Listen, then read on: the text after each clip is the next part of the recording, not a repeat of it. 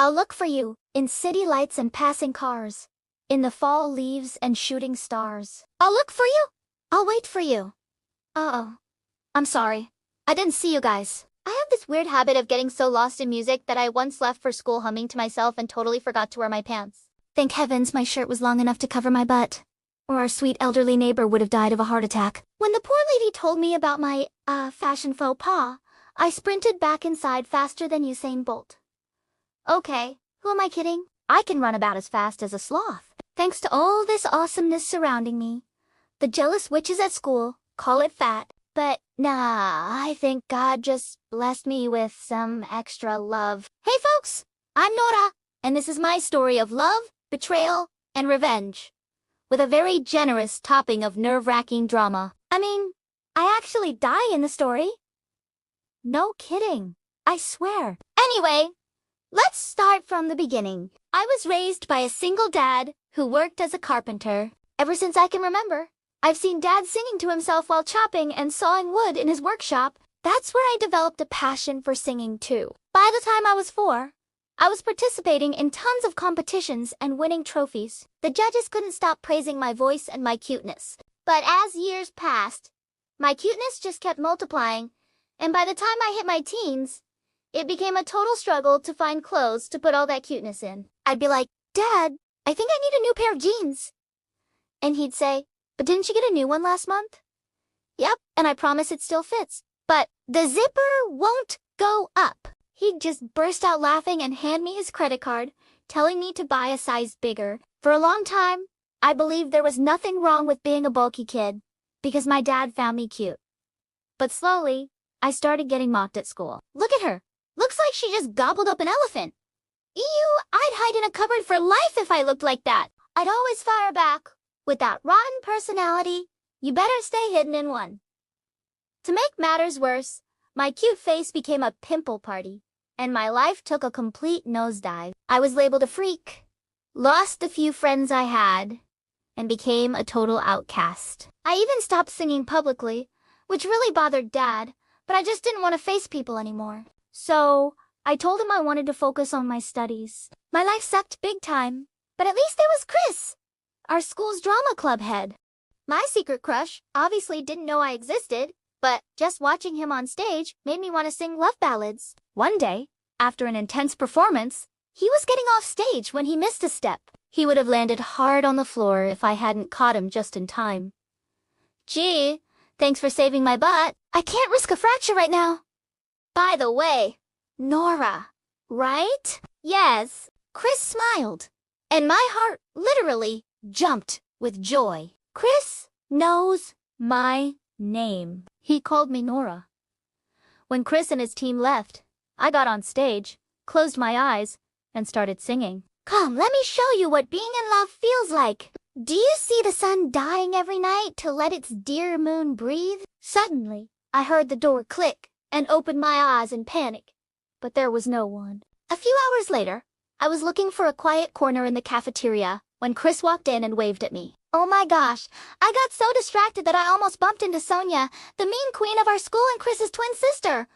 You freak! How dare you step in front of me and ruin my day? Just look at that tray. That isn't a normal person's diet. I think she's on a seafood diet. She sees food and she eats it. Sonia and her minions burst out laughing, and my face burned with embarrassment, especially since Chris was heading our way. Sonia, can you stop being a jerk to everyone? Did you hit your head or something? Why are you taking this freak's side? If anyone here is a freak, it's you. Then, to my complete shock, Chris took my hand and we both marched out of there. What just happened in there? Sonia was being mean to you, and I couldn't take it. But you didn't have to do it for me. I mean, she's your sister and I'm nobody. You're my friend, Nora. And friends stand up for each other. Chris looked at me so intently. I felt my insides turn to mush. After that day, we started hanging out. I just couldn't believe my luck. A guy like Chris wanted to be my friend when half the school wouldn't even look my way. My life seemed too good to be true. And yet, here we were, sitting in a cafe with our lattes, talking about everything under the sun. But that day, Chris looked kind of distracted. What's wrong, Chris? You look worried. Actually, it's about Sonia. A famous production house is launching her first album. She was supposed to record today, but she got this really bad throat infection and ... Oh, Sonia is a singer. Yeah. This album was her biggest dream, and now that she's so close to achieving it, fate has other plans. Unless you want to step in. How can I help her? I just don't get it. That's when Chris told me something insane. He said he'd heard me sing in the auditorium and asked if I could record the song for Sonia. Album would have Sonia's name on it, but the voice would be mine. What? Isn't that cheating? And why would the production company agree? He insisted. I've already talked to them. Things like this happen all the time in the industry. A lot of famous artists just lip sync. Chris tried to convince me, but the whole thing sounded absurd. Finally, he just said, "You know what? Forget it." I don't know why I even suggested this. He changed the subject. And honestly, I was relieved. But later that day, I couldn't stop thinking about it. Chris became my friend when I had no one. Now, he was asking for one small favor, and I couldn't just refuse, even if it meant dealing with his awful sister. So, the next day, I told him I'd do it. Within a few hours, we recorded the songs. When the album came out a month later, it was a massive hit. Sonia became an overnight star. It was bittersweet watching her pose with fans, sign autographs, and soak up the limelight. A voice in my head whispered, "Nora, this could be you." But then reality hit. No one wants to see an overweight, pimply pop star. One day in the hallway, Sonia approached me with the fakest sweet smile. "Nora, I owe my success to you. Thank you so much." I mumbled, "No problem. It's the least I could do for Chris." "Actually," she said, "I'm here to talk about him. Chris wants to get into this prestigious drama school, but it's super expensive. If I do a live concert, my production company will pay me $50,000, which is more than enough for his tuition. But I need you to sing for me while I live." Whoa. I told her this was supposed to be a one-time thing, that I couldn't be her voice forever. But Sonia kept begging me to reconsider. In the end, I gave in. It was for Chris, after all. On the day of the concert, I stood backstage with my mic, ready to sing for Sonia as she performed like a rock star. As soon as I started, the crowd went absolutely wild. There was a time, a golden thread. You were the only lovely voice in my head. You said you loved me. You said you care. In front of your eyes, my soul laid bare. A few minutes later, Sonia walked backstage, looking ecstatic. "That was amazing, Nora." "Good job!" Then, she did the unthinkable. She actually hugged me. It was so awkward. Thank goodness someone else walked in. Someone interrupted us just then and told Sonia the producer wanted to see her. But when she left, I saw she'd dropped one of her earrings. I picked it up and went looking for her, but it was like she'd vanished into thin air. I decided to head back home and call Sonia later about the earring. But the moment I reached the parking lot, I heard someone laughing. It was Sonia and Chris. $50,000. Woohoo! It's time to celebrate. We just have to get that dumb Nora to sing for you at least 4 to 5 more times. And we'll be rich soon. But that girl gets on my nerves. I can't even look at her without wanting to throw up. Huh, you think it's easy for me to be friends with her? I sanitize my hands every time they touch her. Chris kept talking, but I couldn't hear anymore because my blood was boiling. "Chris, how dare you?" "Nora, I was just telling Sonia to be nice to you." "Stop lying. You? I can't believe I trusted a snake like you." "You know what? I'm going to tell the whole world that I sang those songs." Suddenly, Chris's face twisted with fury, and he lunged at me. Horrified, I took a few steps backward, and suddenly, I was falling into an open shaft right behind me. It was a free fall into the darkness. The last thing I remember is thinking, this is it. This is the end of me. And then I died. Okay, I didn't actually die, but I sure wished I had. The moment I opened my eyes a week later, I found myself covered in bandages from head to toe. I tried to lift my hand, but my entire body revolted as a sharp pain shot through me. Oh! Suddenly, someone rushed to my side. I couldn't see who they were because even my eyes were bandaged. Nora, can you hear me? Nora? Oh, thank God you're awake. I was so scared. Dad held my hand and started sobbing. I wanted to console him, but the pain was just too much. What? What happened to me? Dad? You fell down an open shaft. Remember? A worker saw you fall and alerted the authorities. Suddenly, all the memories came rushing back. Chris, Sonia, the concert, the betrayal. I felt my heartbeat shoot up, and then it was darkness again. When I woke up the next time, I felt much better. The pain was almost gone, and so were most of my bandages. I saw Dad dozing on a couch by my side. He looked totally exhausted, so I decided not to wake him up. Cautiously, I got up to use the washroom. I was standing near the sink, washing my hands, when I saw it. And I screamed. What was that face staring back at me? It wasn't me. My reflection looked nothing like me. Nora, what happened? Honey? Dad, why? Do I look like that? What happened to my face? I was about to collapse, but Dad took me in his arms and helped me to my bed. He told me how that nasty fall had damaged my face completely. The doctor said plastic surgery was the only way to reconstruct it, and my bones were still very weak, so I had to lose some weight to heal completely. I felt the blood drain from my face. Plastic surgery, the words echoed in my mind. My face, my identity, had been altered beyond recognition. The next few weeks were pure torture. I worked out every single day. All I ate were fruits and boiled veggies. Yuck. But at least when I finally got out of the hospital, I felt amazing. I had lost 50 pounds and felt so much better and lighter. I still had little idea of just how much I'd transformed until I went back to school. About a month later, I noticed every guy staring at me. One of them literally walked into a wall and almost broke his nose. And 2 others asked me out and started fighting over me.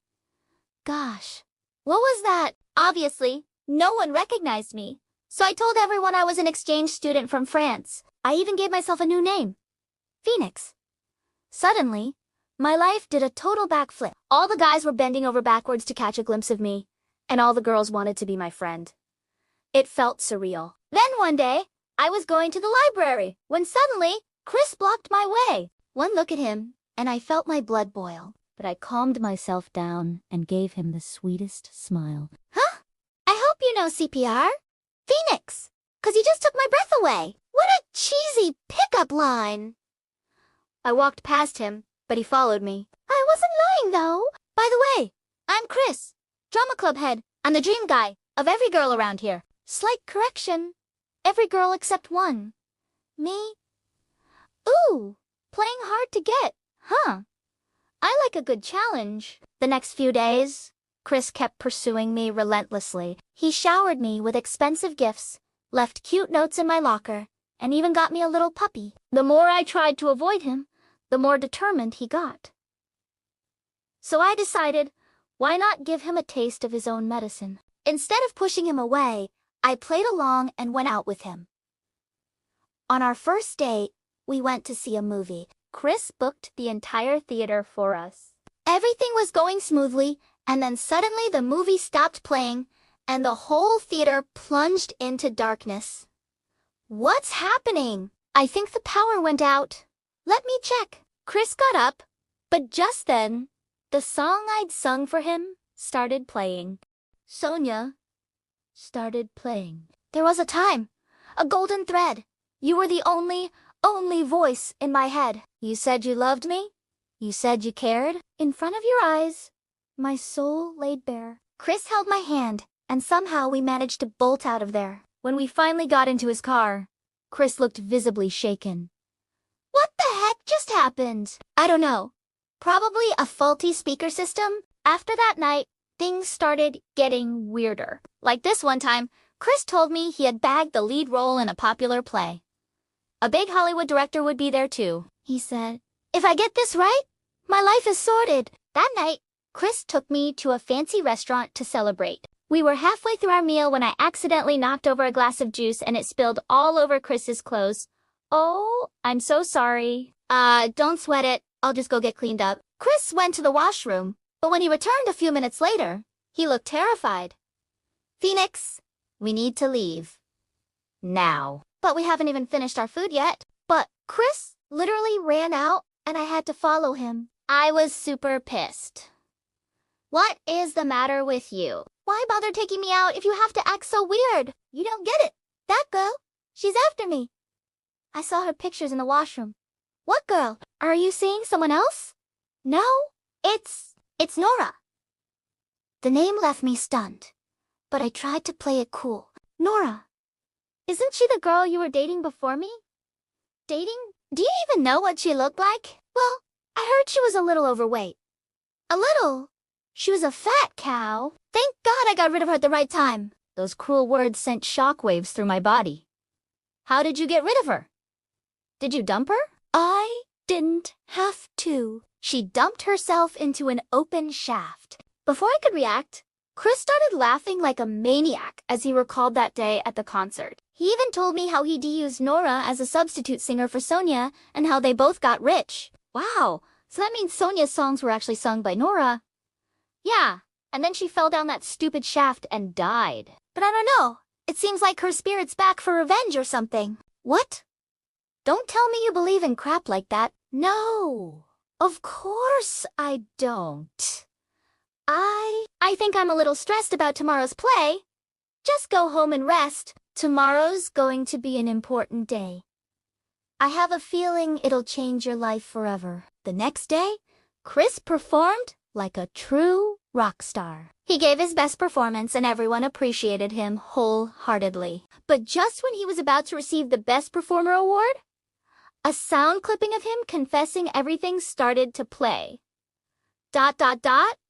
Two, what he did to Nora started playing a little. She was a fat cow. Thank God I got rid of her at the right time. How? Did you get rid of her? Did you dump her? I didn't have to. She dumped herself into an open shaw before. I could H.